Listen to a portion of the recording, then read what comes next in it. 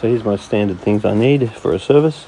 My test kits, hydrometer, bucket, algae cleaner, siphon pipe, gravel siphon, and some salt water and some RO water. So it's been a little while since I've seen this tank. Yeah, there we go. It's really looking good. It's got a beautiful big male yellow lunaras. It's got literally a little school of stripies. Stripies are such beautiful, busy, hardy, great scavenging fish. They're also really good for eating Aptasia. So if you ever get Aptasia in your tank, stripies are a wonderful fella. It's got a very, very happy shark in here. And the shark hasn't eaten any fish. 1? Oh, 3. Okay. Well, I guess that was a possibility, wasn't it? But the tank looks fabulous.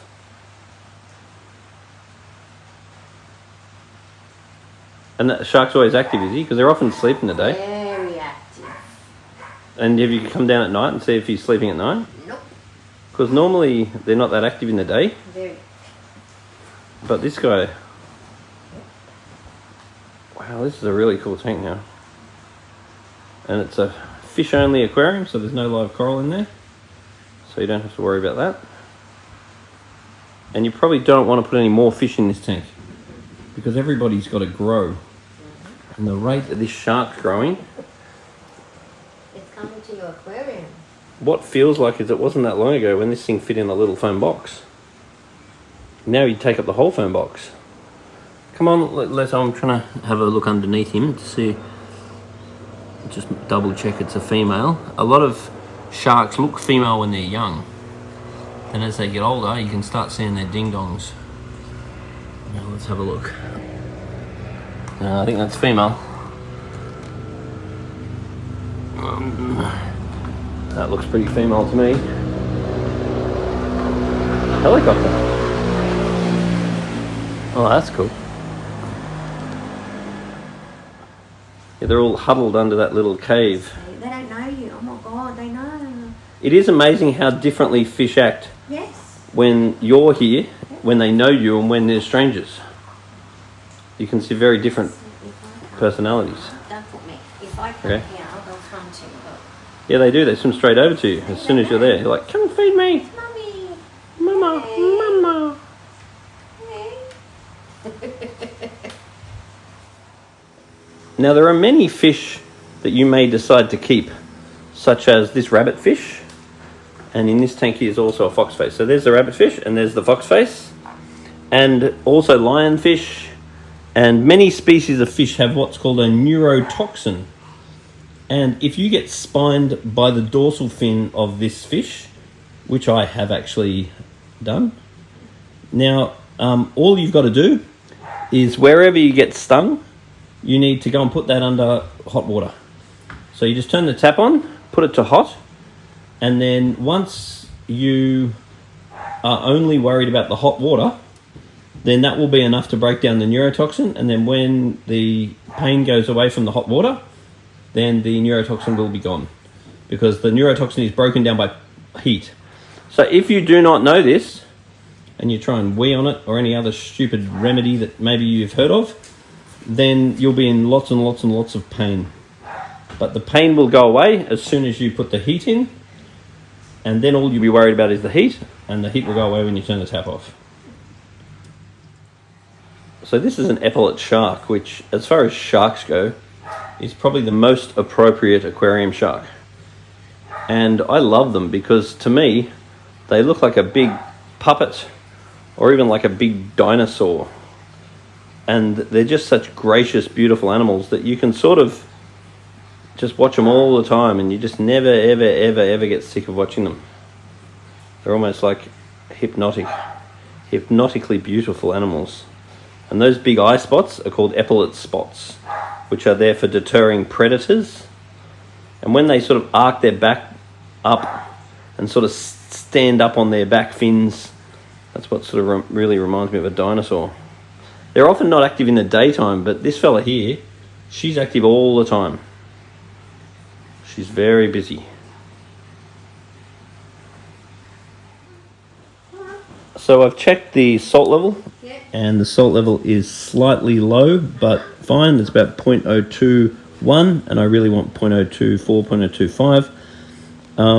The pH is good. It's sort of about 8.2. I'm pretty happy with that. The KH is good. It's about 9. I'm happy with that. There's no ammonia. There is a little bit of nitrite, which is why we're going to do an extra water change. And there is a little bit of nitrate. So all in all, I'm very happy with this water. But because there is a fair bit of fish swimming around here, an extra water change isn't going to go astray. But these fish are looking very, very good. I am very happy with this tank. The filtration all looks good. The skimmers are getting cleaned regularly. That's all happening here. Now, if you have a fish tank, especially a big one like this, if you want to buy one thing, buy one of these. These things are awesome. They're called flippers. They're great for cleaning the sand. You can fully get in there like this. Get in there and give it all a clean. Now, the other thing you want to do is make sure that no sand gets caught under the unit. So you want to go like that. Now, you can get around the corner, no worries. To get around the corner, you just jump around there like that. And then you can do that side. And you can turn it around. The way that you can turn it around is you can just flip it upside down.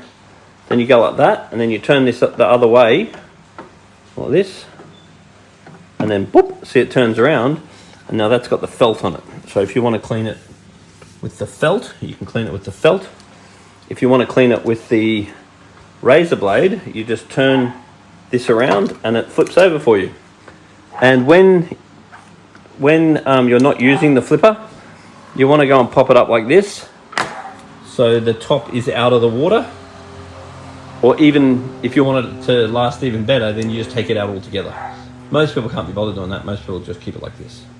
And you can replace the blade with time if the blade gets blunt or... Now, considering there's quite a lot of fish in this tank, there's not a heap of biological media. So there's these fake marine pures that I'm not a real big fan of. There's some sponge, which is better than nothing. And there is some real marine pure. That's the stuff I really want in here. So I do think adding some more marine pure might be a way of getting rid of the nitrite, because there is a tiny bit of nitrite in this water. So if in doubt, add more marine pure. And I do stay away from all the fake stuff. I want the real one.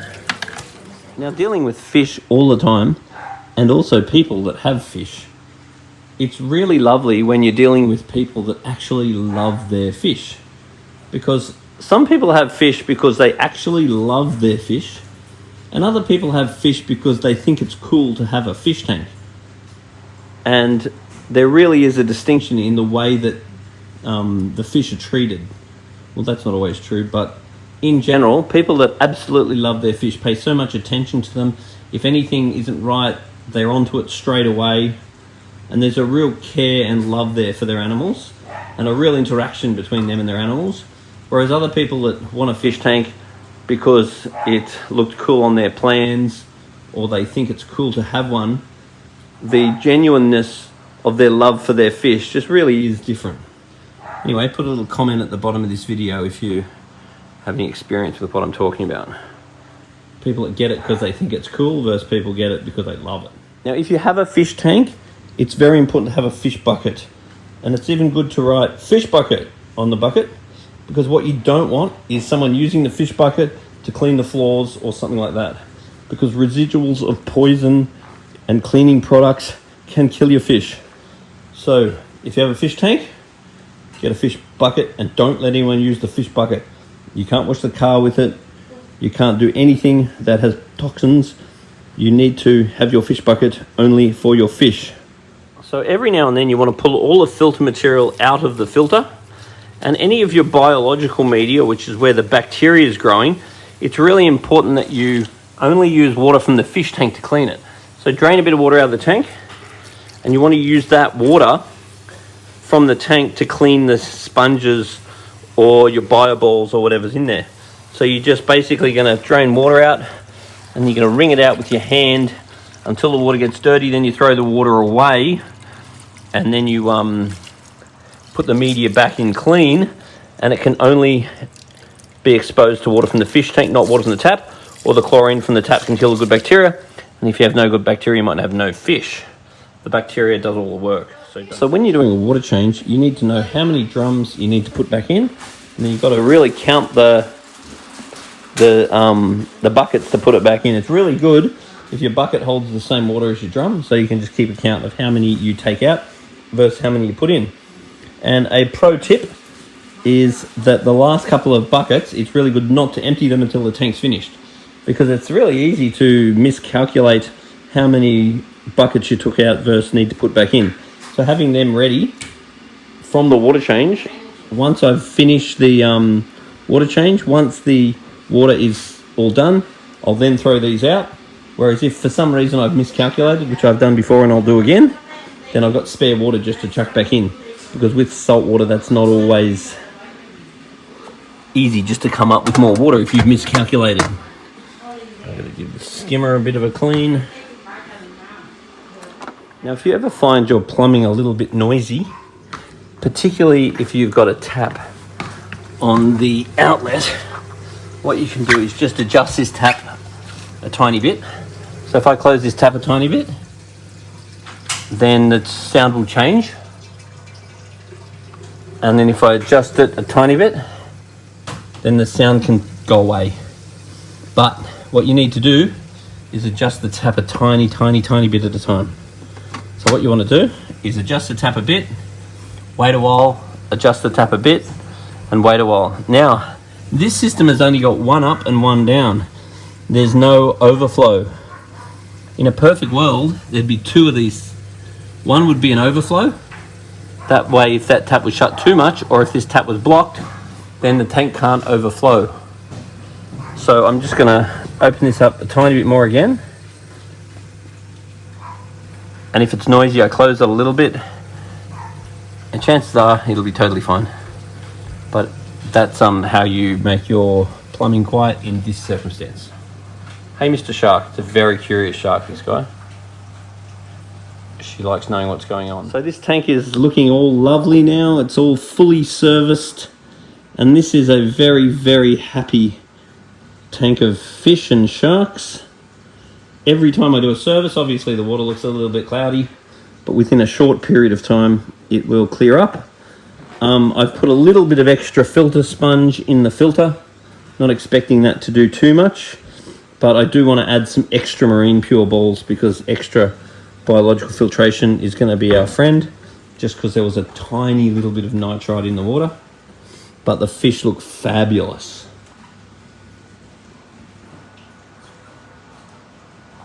Very fun. One of the best things you can ever get for a saltwater aquarium is an RO system. And what an RO system does is it connects to your tap, and then it sends water into the unit, and then it will have two outlets. One outlet is going to produce RO water, and the other outlet is just water for the garden. So if you put the garden water in there and just go and tip that on your garden, and then you've got your fish tank water there, that'll remove all the silicates and all that sort of stuff out of the water. And probably on a yearly basis, you want to replace these things. But this one's got a TDS meter, which will actually, you can check that. And if your TDS starts to go up, then it's time to replace these cartridges. Now, one lesson we can learn about fish, and particularly sharks, is just because it was okay, it doesn't mean it's okay. Now, when this guy went in, he did knock off a couple of little fish. We always expected that might happen. But for quite some time, he's been very well behaved. And he's been quite the star family pet. But today, for some reason, once I finished servicing the tank, and I was literally getting in my ute to leave, the screams from the house just came running back in again.